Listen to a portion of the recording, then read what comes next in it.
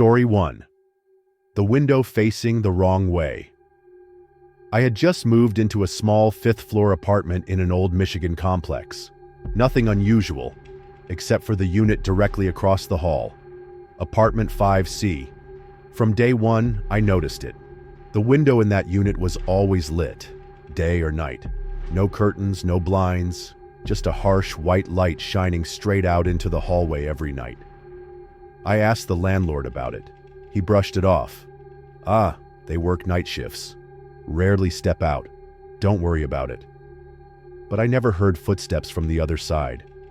No chair scraping, no water running, no smell of food.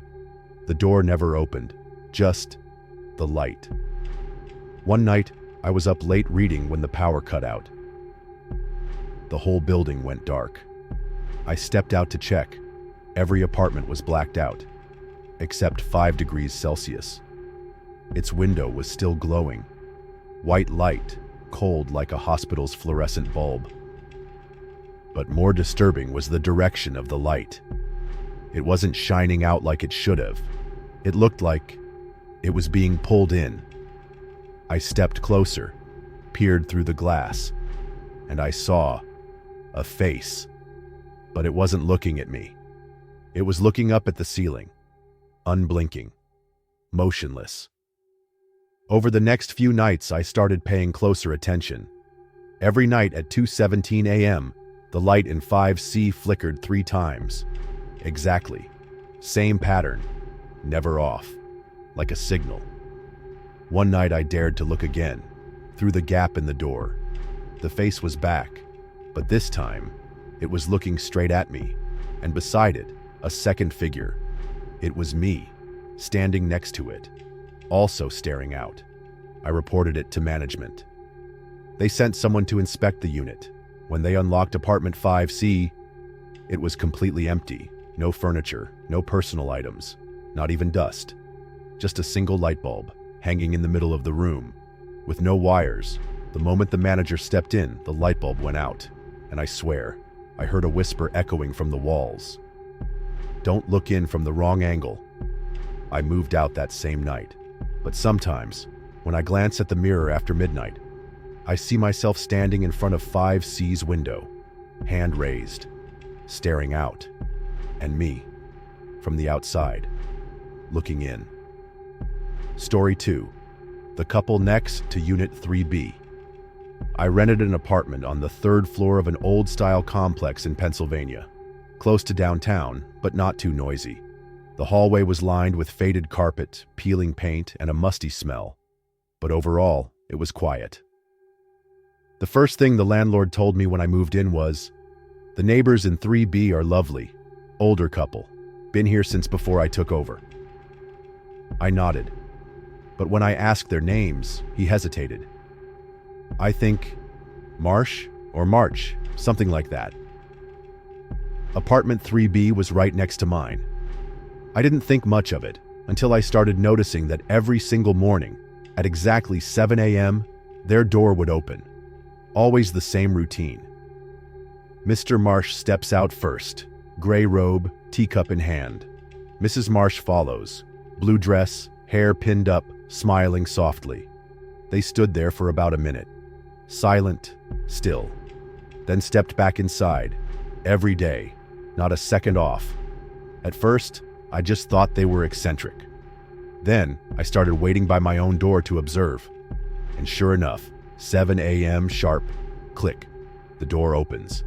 They step out, stand still, step back in. I knocked a few times afterward. No answer, no sound from inside. One day, I overslept until nearly noon. When I walked into the hallway, something was off. The couple was still standing there. Well past 7 a.m. His robe wrinkled, her cup empty. They didn't move, just stood, staring straight ahead. As I approached, Mrs. Marsh slowly turned her head toward me and smiled, unblinking.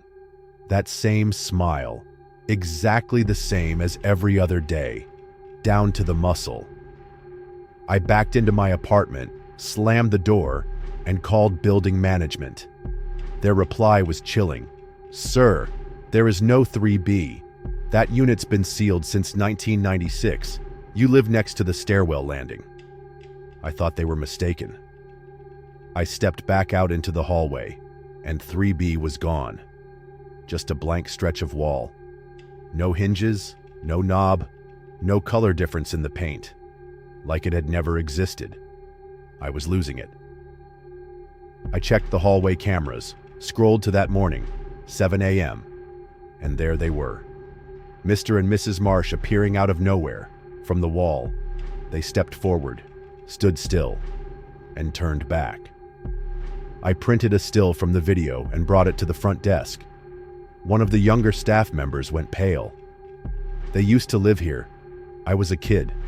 They died in a fire." She opened the door. "Too late," I asked. "Then why do they open it now?" He whispered. "So they don't burn again." I moved out.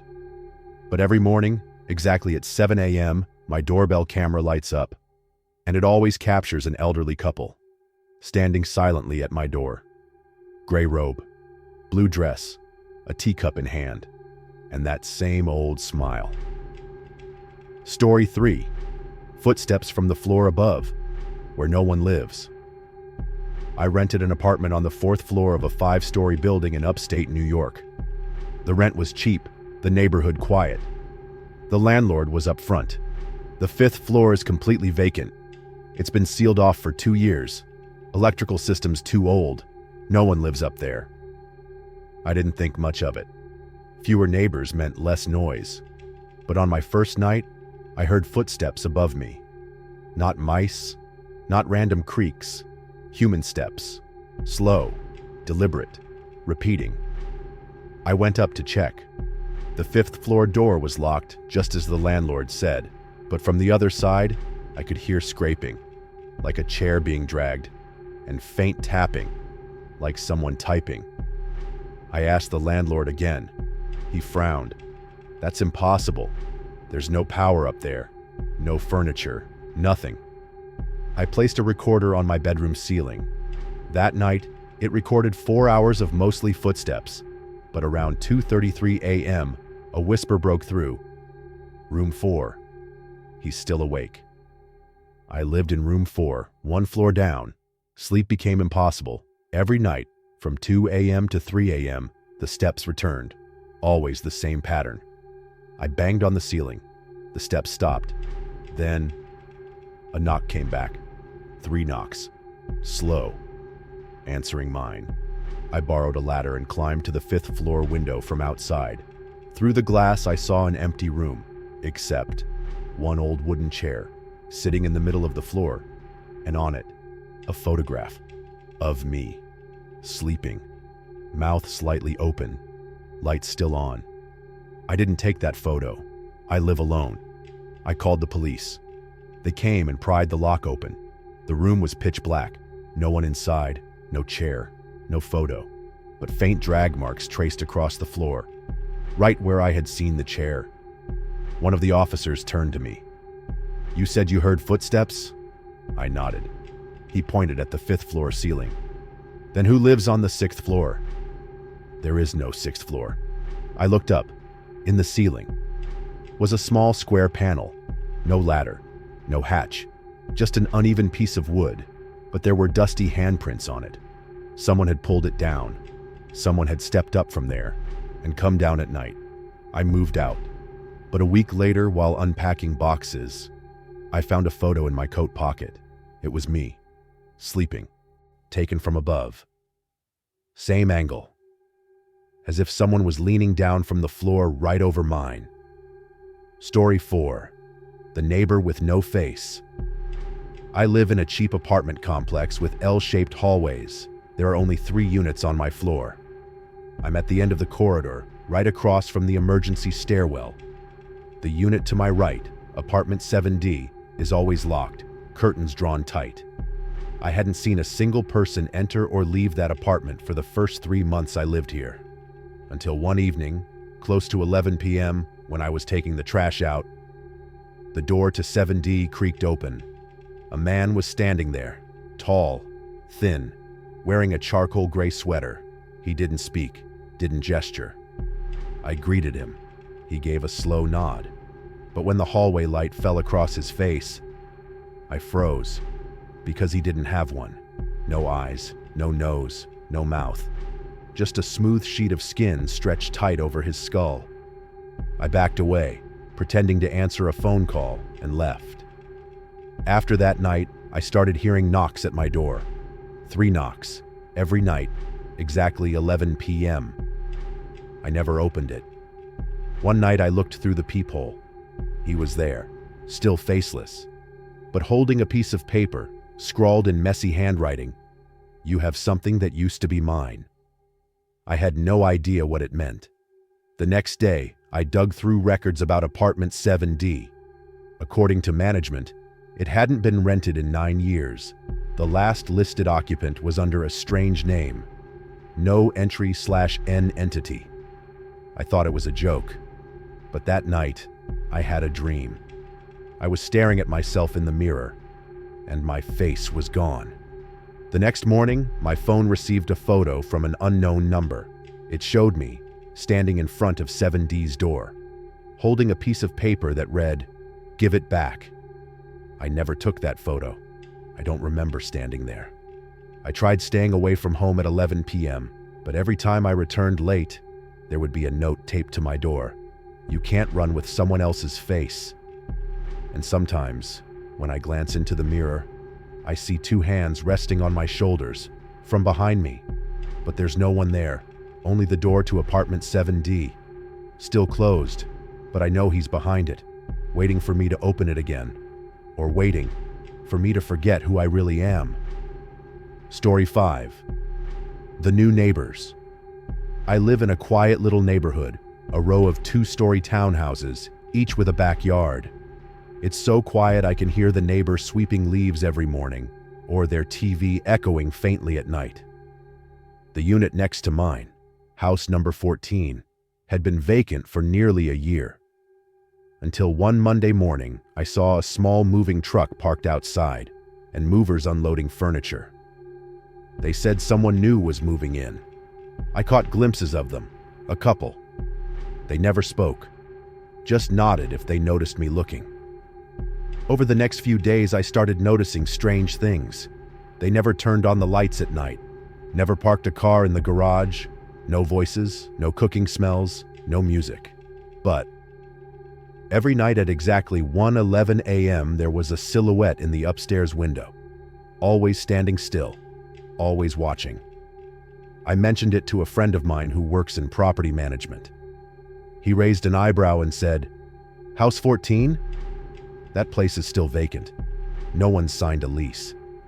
I thought he was mistaken, but when he pulled up the system, he was right. I went home and peeked out my second-floor window, toward theirs. The figure was still there, hand against the glass, eyes wide, unblinking. I backed away. That night I tried not to look, but while I was doing the dishes, I heard a soft knock at the door. I opened it. No one there. Just a card on the doorstep. No one delivering it. The card simply read, "Welcome to the neighborhood. It's your turn now." I flipped it over. On the back was my address. But the number wasn't 12, like usual. It said 14. I ran outside and checked the number on my door. It had changed. It said 14. I backed up, looking down the entire row of houses.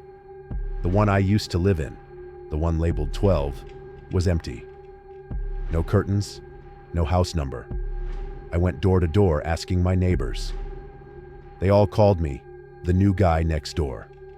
No one remembered who lived in 12. No one remembered me living there. Tonight marks 7 days since I realized what happened. And at 1:11 a.m., I saw the silhouette in the window across the street.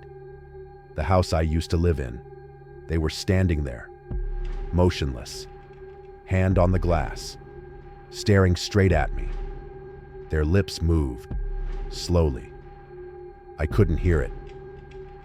But I think I know what they were saying. "It's your turn now." I think, next time, I'll be the one standing in that window.